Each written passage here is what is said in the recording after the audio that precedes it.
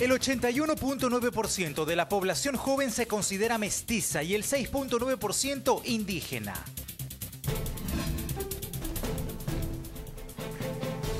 Bienvenidos de vuelta. Tengo una pregunta para usted. Momento de saludar a Gabriel Buitrón, quien tiene 28 años y estudia comunicación social en la Universidad Central del Ecuador.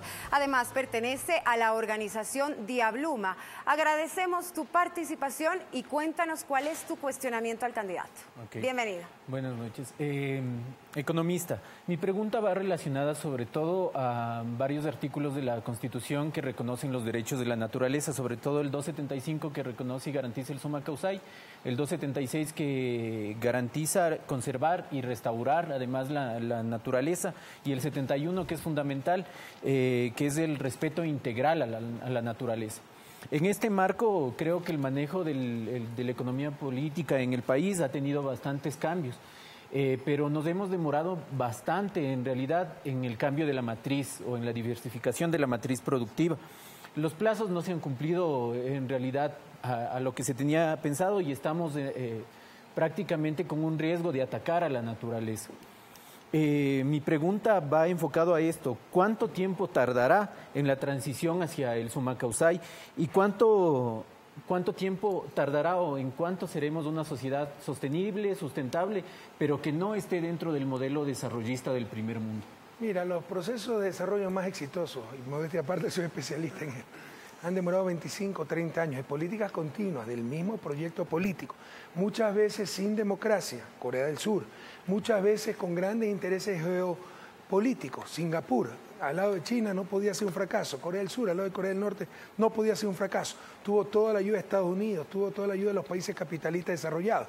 Nosotros tenemos que luchar contra corriente, pero hacerlo mejor, más rápido y en democracia. Hemos avanzado, pero falta mucho por hacer, pero cuidado, cuando me hablan de summa causai ahora resulta, o sea, intuyo en tu postura que es no tocar la naturaleza. No. Prohibido olvidar, chicos, lo más importante de la naturaleza es el ser humano. ¿Qué mayor insulto a la naturaleza que la pobreza?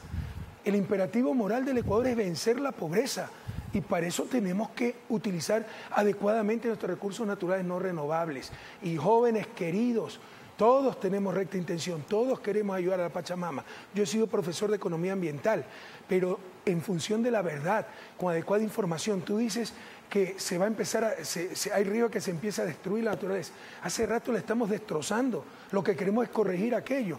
Por ejemplo, las aguas de nuestros ríos se están envenenando por las aguas servidas de las ciudades. Quito, la capital del Ecuador, siglo XXI, todavía bota el agua servida al Machangre, está totalmente contaminado. El principal factor contaminador del agua dulce del Ecuador no es la minería, como nos quieren hacer creer los que se oponen a la minería. Son las aguas servidas de las ciudades. Remediar eso cuesta centenas de millones de dólares que precisamente pueden venir de una adecuada minería. El mayor peligro para la selva no es el petróleo, es la expansión de la frontera agrícola y pecuaria. Y tú no le puedes decir a los pobres en Amazonía, no talen, no siembren más, muéranse de hambre. Tienes que darles alternativas de ingreso y trabajo y eso puede venir de un adecuado uso del petróleo, a no engañarnos. Todos buscamos el mismo objetivo, pero hay que hacerlo también con adecuada información y con la verdad. Por favor, si preguntas. El constituyente del 2008 se redactó 6 artículos en los cuales se declara a la naturaleza como sujeto de derechos. Esta normativa, he aquí mi inquietud, al ser el Ecuador un país extractivista, de petrolero y que tiende a ser extractivista, pero con minería a gran escala, ¿cómo se pretende respetar los derechos de la naturaleza y cómo se pretende que la naturaleza, al ser sujeto de derecho, los exija? Porque no puede, o sea, no es un sujeto verdadero de derecho, sino que es un derecho subjetivo que va a ser exigido por intereses subjetivos de personas. Querido joven, entonces, entendiendo tu postura, vamos al contraargumento. O sea, entonces que no haya minería. No se entiende la vida moderna sin minería. No, pero no a gran Economista, escala. yo solamente... No a gran escala. Pero jóvenes, si es la minería a pequeña escala la que más contamina, porque es la que no tiene tecnología de punta, la que utiliza mercurio, la que utiliza una y otra vez el agua del río. La minería moderna recircula el agua, ¿no? Reusa el agua y no utiliza mercurio, elementos que envenenen el agua. No se engañen, por favor. Yo estoy escuchando cosas aquí, queridos jóvenes, que me preocupan. De acuerdo a tu pregunta, tenemos que cerrar la minería. Bueno, ándate, No, eso perdón, nunca se ha dicho. bueno, eso entendí, perdona si entendí mal. Compañero, lo importante es utilizar responsablemente nuestros recursos. La remediación ambiental en la minería moderna se llega hasta el 95% de remediación ambiental. Mire, yo tengo que pasar como defensor de la minería por todos estos argumentos sin mucho fundamento. Yo tenía un poco tus ideas, o lo que presumo que su orientación, hasta que me encontré con un biólogo, ecologista, en la Fundación Charles Darwin, australiano. Cuando le pregunto, ¿de dónde viene usted? ¿Dónde trabaja antes? En la minería. ¿Cómo? Pero si usted es biólogo, ecologista, pero por supuesto, en la remediación ambiental, y se remedia más del 95% del impacto ambiental. No se equivoquen, no se me dejen engañar. Y por último, lo más importante de la naturaleza, ¿qué mayor atentado a la naturaleza que la pobreza, la miseria? Que además perjudica al medio ambiente. Sobreexplotación de suelo, tala de los árboles, falta de servicios básicos, contaminación de los ríos, etc.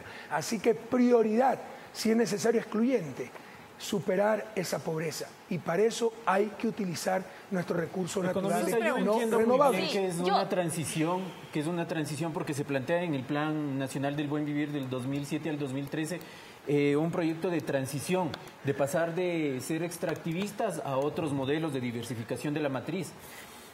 Ahora, hay 4 fases ahí, 4 fases en el Plan Nacional del Buen Vivir. La primera es la de acumulación. Y lastimosamente a lo que me refiero yo no es a que no toquemos la madre naturaleza, sino a que nos hemos quedado en la primera fase durante todos estos años. Entonces, mi pregunta va más hacia ¿en cuánto tiempo vamos a pasar a las siguientes fases? ¿En cuánto tiempo ya vamos estamos a tener pasando, una sociedad aquí? mi querido Gabriel, ya estamos pasando. Nadie te puede decir tantos días, tantos segundos, tantos minutos, no se lo puede decir. Pero ya estamos pasando. Recuerden que nosotros no empezamos de cero, de bajo cero. ¿Qué institucionalidad había en el Estado? ¿Quién se encargaba, por ejemplo, de gestión de riesgo? ¿Quién se encargaba del agua? Ya tenemos en agua Secretaría de Gestión de Riesgo. Entonces tuvimos que empezar bajo cero. Hemos sido los primeros en reconocer, somos los más duros críticos de nosotros mismos, que hemos hecho muy bien lo mismo de siempre. Es hora de hacer cosas diferentes y mejores. Y ya las empezamos a hacer. En el 2016 un cambio estructural, histórico, de la economía ecuatoriana, cuando vamos a dejar de ser primarios exportadores y vamos a exportar servicios energéticos, energía limpia, renovable, de origen hídrico, cuando esté Coca-Cola, Sinclair y las 8 hidroeléctricas que estamos construyendo. Vamos a tener la matriz energética tal vez más limpia y eficiente del mundo, 93% energía renovable de origen hídrico. ¿Qué nos atrapa en esta matriz? Y mientras tanto, bueno, la estructura del país, el talento humano. También estamos ya superando eso con las 8.000 becas que estamos dando en este momento. Talentos ecuatorianos, más de 8.000 con becas del gobierno, se están preparando en las mejores universidades del mundo. Estamos haciendo 4 universidades de nivel internacional. ¿Para qué? Para ir a esa economía, a esa sociedad del conocimiento y superar el extractivismo, que no es el simplismo de cerrar minas, petróleo y morirnos de hambre. Es movilizar esos recursos para desarrollar el talento humano, la ciencia y tecnología, para desarrollar el sector energético limpio, renovable. Superar esa etapa supondría entonces quedarnos en ella hasta el 2016. Estamos ya cambiando eso. Por ejemplo, el turismo también es exportación de servicios. Estamos creciendo al triple que el promedio mundial. El promedio mundial crece a 4%. Nosotros estamos creciendo al 12%. Pero son cosas que toman tiempo. No son decretos que se firman y se logran el día de mañana. Ahora, otra pregunta que tiene que ver con el extractivismo. Otro ejemplo de cómo estamos superando el extractivismo. Antes la mayor parte de los ingresos del Estado eran del petróleo. Ahora es una quinta parte. Hablando del petróleo, candidato, quiero también preguntarle precisamente, la crítica ha sido que este gobierno se ha caracterizado por defender la soberanía. Muchos dicen que hemos cambiado únicamente de dependencia, antes de los Estados Unidos, ahora China, y le doy las cifras. De cada 10 barriles de petróleo que el Estado ecuatoriano exportó el año pasado, 8 fueron a manos de empresas chinas. Esto equivale al 80%. ¿Se lo regalamos o no lo compraron? En 2011 era apenas del 64%. La crítica, la preocupación, la inquietud es pasar de una dependencia a otra, tomando en cuenta 3 argumentos que esgrime la oposición. Beneficios para China. Recibe petróleo nacional de manera directa y preferente. Préstamos a altas tasas de interés. Hablan del 7%. Le pongo un ejemplo concreto. El candidato Lucio Gutiérrez habla que podríamos tener préstamos multilaterales al 2% y no al 7%. Y que esos créditos dicen... ¿A cuánto quiere tener? Al 2%. Dicen. Y que esos créditos dicen son para pagar obras que realizan las mismas empresas chinas. Es decir, la plata se queda en ellos mismos. Mire, Lucio Gutiérrez sabe tanto economía como yo de artillería, no creo que la mejor fuente.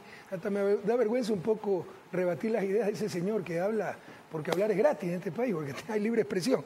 Pero en todo caso, claro, usted puede tener crédito del Fondo Monetario del 2%, previa firma de cartas de intención vergonzosas como él hizo, donde con nuestro petróleo garantizaba pago de deuda, donde ponía planes de contingencia no para los ecuatorianos, para la deuda. Si subía el precio del petróleo, pagar más deuda. Si bajaba el precio del petróleo, seguir pagando deuda. Lean la carta de intención, donde congelaba salarios, donde congelaba pensiones jubilares.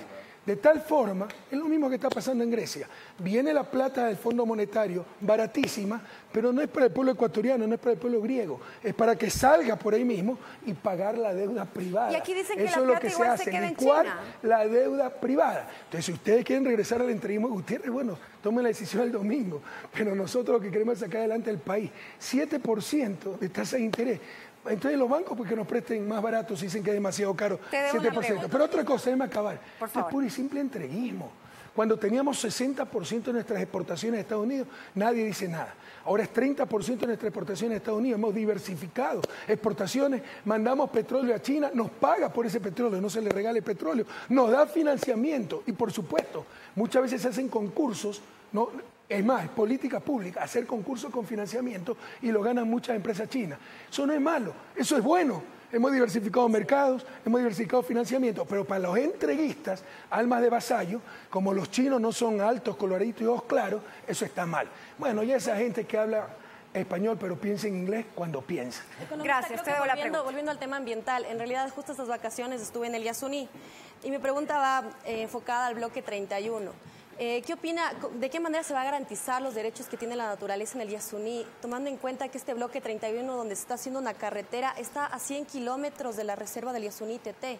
Entonces, ¿cómo se va a poder garantizar los derechos que tiene la naturaleza y, en verdad, promover al cuidado del Yasuní? Bueno, para eso se necesita más guardaparques, más métodos de vigilancia, vehículos, comunicaciones, y para todo eso se necesita recursos.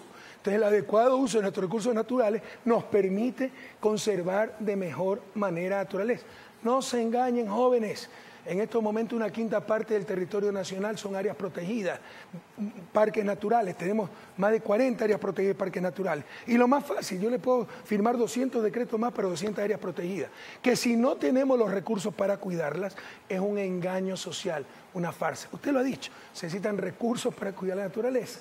Aprovechemos adecuadamente los recursos naturales no renovables para cuidar precisamente la Pachamama. ¿Pero cómo se va a cuidar este protegiendo? bloque 31? Vean, no se engañen, donde más protegida está. Yo también pensaba con ustedes porque tenemos buen corazón, pero no solo hay que querer, hay que saber el camino, decía Rabindranath Tagore, poeta hindú, el que le puso alma grande, Mahatma, a Gandhi. Hay que saber el camino. Vean la evidencia. Donde mejor protegido está el Yasuní es donde hay empresas serias como Repsol, porque controlan la entrada. Donde no hay esas empresas serias, están los madereros ilegales talando el Yasuní. No se engañen, queridos jóvenes. María Fernanda, yo solamente quisiera regresar a algo que usted manifestó y que de hecho me llamó la atención, y la pregunta no es una crítica, es simplemente canalizar información. Usted dijo, la prioridad, si es necesario, excluyente, es superar la pobreza. Y nosotros cuando se redactó la Constitución del 2008, una de las cosas elogiadas era precisamente el cambiar esa mentalidad de dicotomía, de enfrentamiento entre el ser humano y la naturaleza y pasar a una concepción de convivencia armónica, es decir, nunca más están enfrentados el ser humano y la naturaleza, es un todo. Entonces, cuando usted hace esta afirmación de prioridad, si es necesario excluyente, a mí me llama la atención y quiero saber si es que eso no es un poco contradecir todo ese avance en concepción. Esa es la realidad y las prioridades que debemos tener. Mire, el mundo se ha ido de un extremo al otro. Antes, lo único importante es el ser humano. Ahora, para cierto ecologismo infantil, el ser humano es poco menos que un estorbo en la naturaleza. para Revolución Ciudadana, el ser humano no es lo único importante, pero sigue siendo lo más importante de la naturaleza. O sea, cuando hablamos de los derechos de la naturaleza, también estamos hablando de los derechos del ser humano, que es parte de esa Pachamama. Y cuando te pongo para ilustrar, te exagero, que si es necesario excluyente, así tiene que ser. Es como cuando daba clases de economía ambiental a mis alumnos. Todos queremos cuidar la Pachamama. O sea, pero si yo soy un miserable que me estoy muriendo de hambre y veo el último cóndor sobre la tierra, y mis hijos se están muriendo de hambre, sin lugar a dudas hago sancocho de cóndor para salvarle la vida a mis hijos. Entonces, lo que les quiero transmitir es que la pobreza también atenta contra la Pachamama. Avancemos en el diálogo. Desde Estocolmo, este momento nos llegó una pregunta para el candidato. Es de Shatila Homdale, ella es ecuatoriana, tiene 25 años y es diseñadora de modas. Escuchemos el cuestionamiento que previamente nos envió.